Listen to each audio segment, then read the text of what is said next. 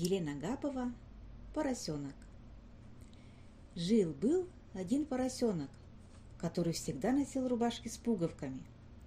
Мама даст ему утром футболку. Поросенок ревет: «Не хочу футболку, дай мне лучше рубашку с пуговками».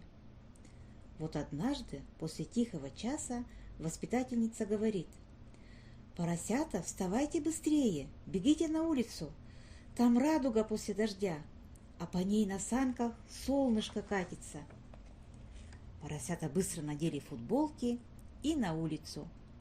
И правда, по яркой полосатой радуге катились санки, а в них сидело румяное солнышко. «Привет, солнце!» – закричали поросята. «Привет, поросята!» – ответило солнце и скатилось в тучу. А наш поросенок, пока пуговки на рубашке застегивал, не успел на улицу выбежать и все пропустил.